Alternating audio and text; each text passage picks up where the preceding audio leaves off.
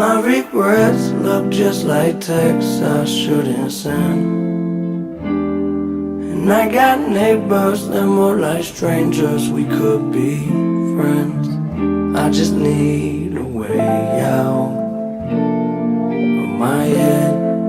I'll do anything for a way out of my head. In my own way, this feel like living some alternate reality. And I was drowning, but now I'm swimming through stressful waters to relief. Yeah, all the things I do to spend a little time in hell.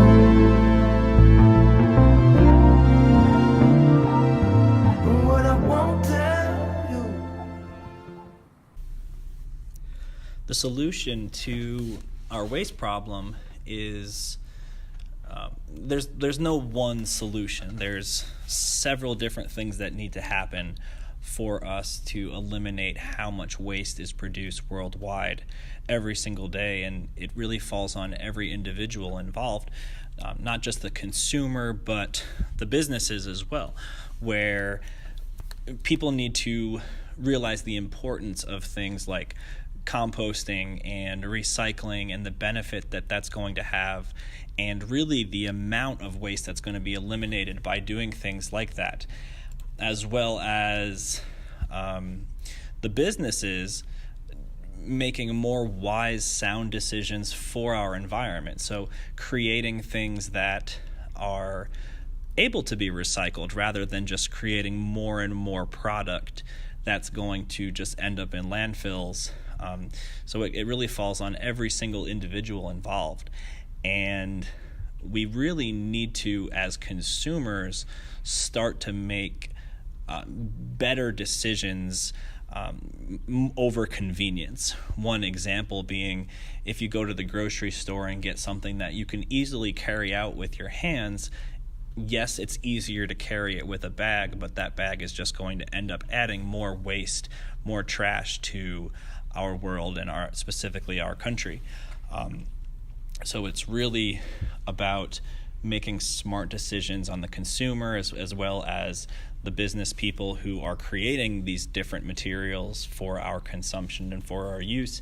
And it's also about being innovative and creating new advancements with the trash that we have. So taking recycled materials or even things that we previously may not have thought to recycle and creating something new or useful with them, whether it be for energy or some sort of infrastructure, but trying to eliminate as much of the waste as possible to try now and make that trash, what we would consider trash, into something useful.